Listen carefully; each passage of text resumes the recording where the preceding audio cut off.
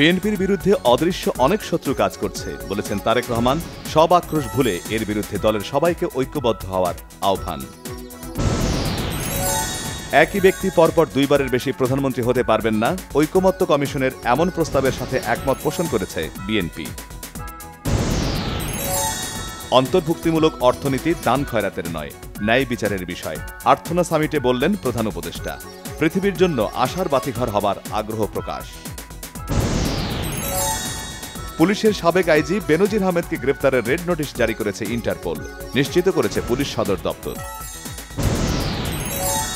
শেখ হাসিনাকে দেশে ফেরাতে রেড অ্যালার্ট জারি করার সিদ্ধান্ত নিতে আগামী সপ্তাহে বৈঠকে বসবে দুদক, জানিয়েছেন সংস্থাটির কমিশনার হাফিজ আহসান ফরিদ।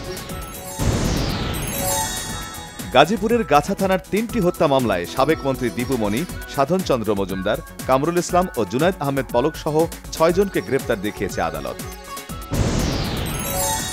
আওয়ামী লীগের সাধারণ সম্পাদক ও সাবেক মন্ত্রী ওবায়দুল কাদেরের ভাগ্নে আবু হায়দার রতনকে রাজধানীর রমনা থেকে গ্রেফতার করা হয়েছে। সাংবাদিক দম্পতি সাগর রুনি হত্যা মামলার নথি পুড়ে যাওয়ার তথ্য নিয়ে ধোঁয়াশা, তদন্ত শেষ করতে ৬ মাস সময় দিল হাইকোর্ট। জামাত নেতা এটিএম আজহারুল ইসলামের মৃত্যুদণ্ডের রায়ের বিরুদ্ধে করা আপিলের শুনানির জন্য আগামী ৬ মে দিন পুনর্নির্ধারণ করেছে আপিল বিভাগ।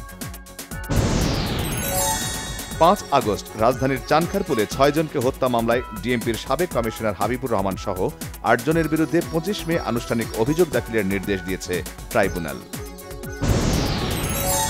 আগামী ১ মে শ্রমিক সমাবেশ করবে বিএনপি।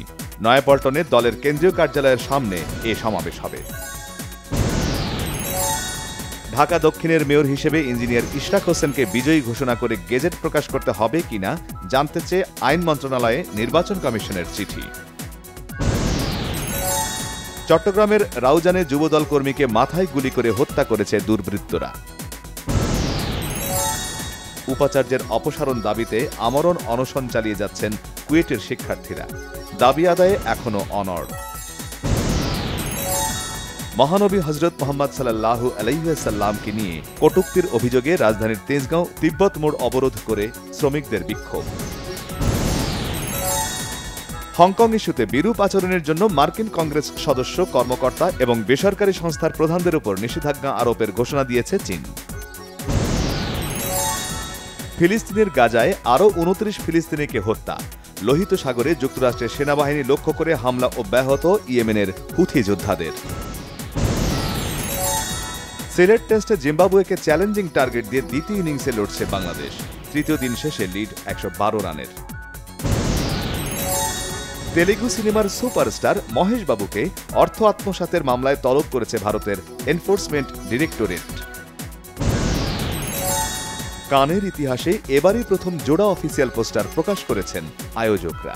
স্থান পেয়েছে a man and a woman ছবির স্মরণীয় দৃশ্য।